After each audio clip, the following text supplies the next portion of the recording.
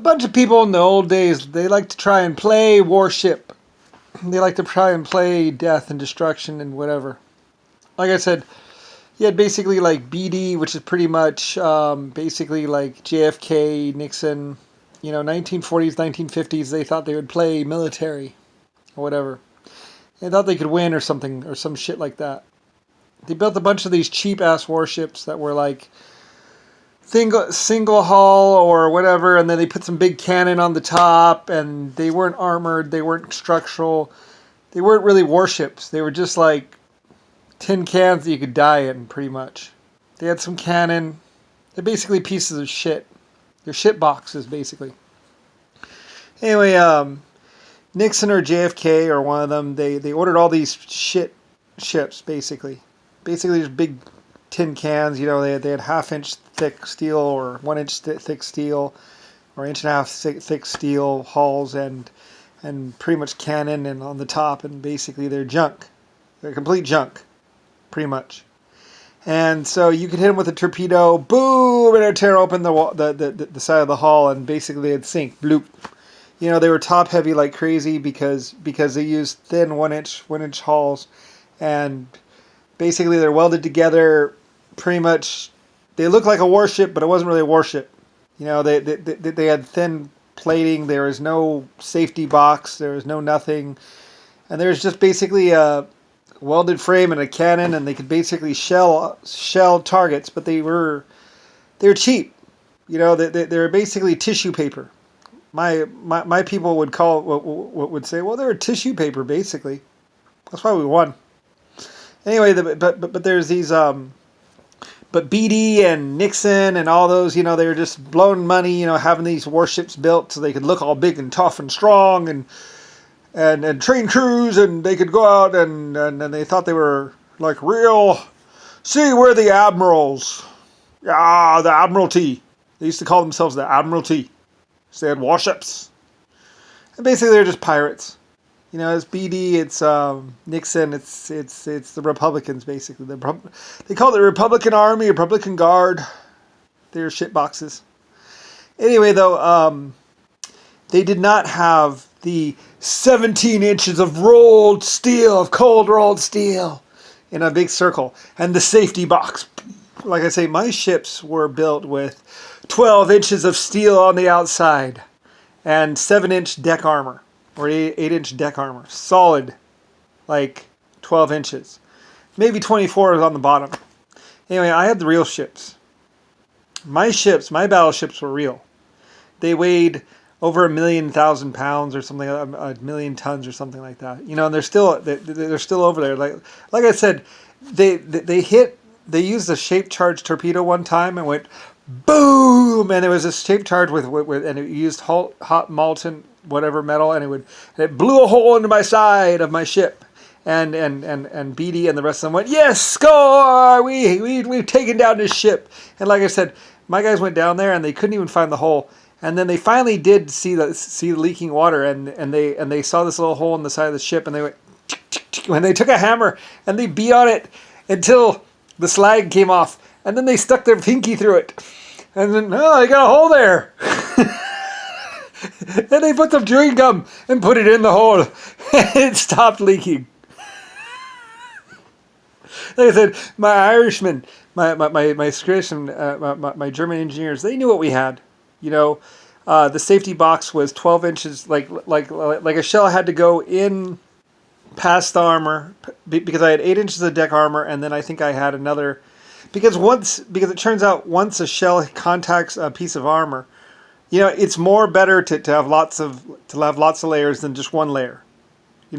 Because when it hits the layer, it's going to bend that layer out of the way, and what gives it its strength is when it contacts the next flat layer.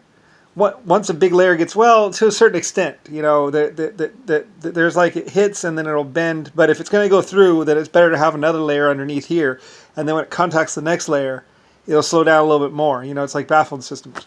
Anyway, that's how it works. We tested it all out. We went through every test of like thick iron, boom, to like lots of little iron, boom, and we found out that that it was better to have lots of little iron than it was to have one big piece of iron.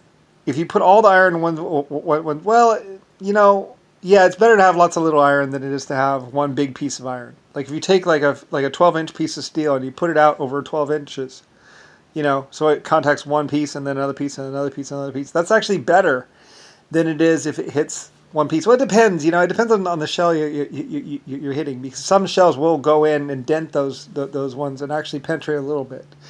So anyway, so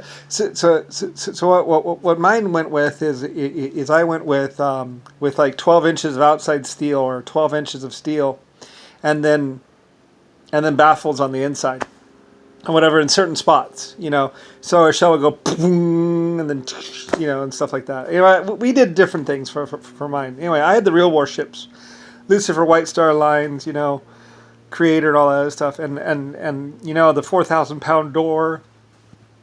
17 inches roll rounded things, I had all the big stuff because I had all the metal. So I had my warships. Anyway, but BD and everything else, like the ships were actually mine. Even the tissue paper ships were actually mine. But basically BD was pretty much, BD, the guy who jumped out of the back of a plane, that was like Nixon crap, and they were just, they're getting young kids to go die, basically. They're playing around with other people's lives. They didn't give a crap. It's like, oh, let's play war, man. And they got people and they got people killed, and then later on the people got mad because they realized what really happened. That it's basically just some guys going like, yeah, man, I got a bigger ship fleet than you. No, you don't. Oh yeah, let's find out. And it was basically like that. It was basically like a bunch of idiots just playing around with other people's lives. So they would send they'd send these people to go die, for glory, but it wasn't really glory. It was just a bunch of people going and getting killed. My people told me about it afterwards. Because basically it would take like 2 or 3 days for my warships to get there, and then I would be in the conflict and being like, well, you know what? You just killed 500 people. Fire one. Just like. So they would run from me whenever my ships would come around.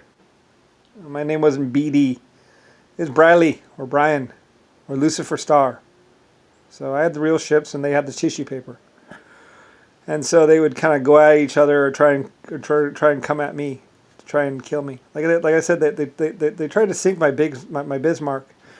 It really didn't do it. It took it like a week or two. And then finally they scuttled it because it's like, well, you've already shot at the shit, so... My people mostly lived, though. It wasn't really all that bad. They just put a bunch of holes in my deck. Stuff like that, so... and so we decided to sink it as a museum. Anyway, but just one of them, there was the other one, and the other one got cut up or something. Anyway, they're really heavy ships, and besides, I had the newer other ones, which were still pretty good. They're like 8 inches. They're thinner, but they're not that... They're still good ships, but... Anyway, though, yeah. So anyway, those warships. Anyway, though, but JFK and Nixon and John McCain, all of them were playing like space cowboys or sea cowboys, pretty much. And basically pissed off a whole bunch of people when they found out, because I used my warships for breaking rock and shooting mountainsides and getting the rock to fall down so we can melt it down and stuff. I was a miner. I'm earth mover. I used them for real. And they were just going out there to kill people, and pretty much I had to take my real warships out there and show them a thing or two, as they say. Because my people wouldn't die, their shells would go, thung, and it's like, stop messing up my paint job, dude. They couldn't really touch me. They put a few holes in my ship, but basically as soon as I hit them, I sank them. So, like I say, I don't think that the Bismarck took a heavy beating, and I'm pretty sure I took quite a few of them with me if that was my ship. So anyway, when the Bismarck did finally sink, though, they had stripped it down and pretty much turned it into basically a floating thing. They show it without its cannons.